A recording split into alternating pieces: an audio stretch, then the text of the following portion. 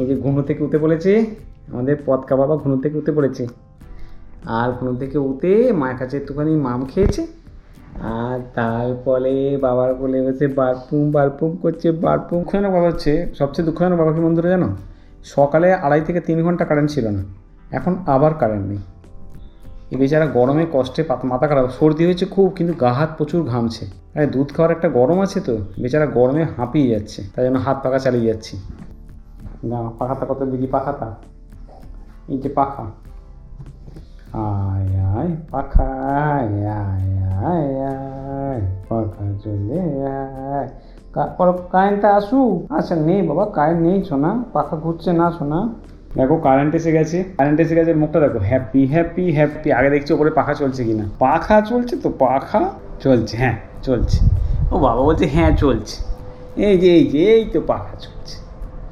ওলে সোনালি পতকা বাবা, পাখা চলছে, পাখা চলছে। হ্যাঁ হ্যাঁ, ওই তো ওপরে পাখা দেখছে, পাখা। ও বাবা বাবা, পতকা বাবা এখন যাচ্ছে ঠাম্মার কাছে, নিচে যাচ্ছে। আবার ঠাম্মার সঙ্গে কথা বলছে, বেচারা কাশছে তাও গল্প করছে। ও বাবা, ক্যামেরা দেখো, রিঅ্যাকশন, ক্যামেরা দেখে ঠ্যাং মাথা সব উঠে আসছে ওপরে।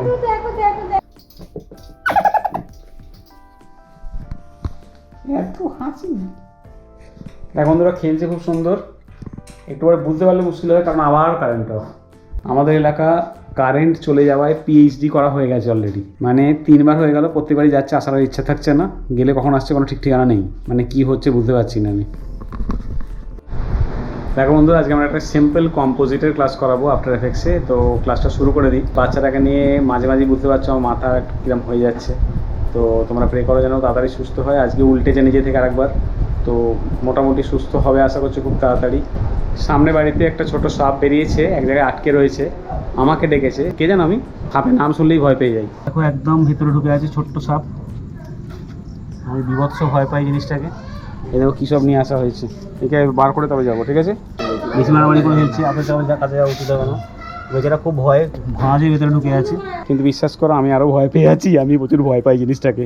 ইতিহাসটা আমি বলবো পরে তোমাদের। এই যে সব ফিরে এসছে লাইটগুলো, মানে লোকগুলো লাইট নিয়ে হাতে, কিন্তু আলটিমেটলি সন্দীপ বলে ছেলেটি রয়েছে, ও নিজেই ব্যবস্থা করলো, মারতে চায়নি আমরা, একদিকে অ্যাসিড দিয়ে হলো, অন্য দিক দিয়ে ফুটো দিয়ে বেরিয়ে গেছে। আসলে একটা চন্দ্রবরেরই বাচ্চা ছিল।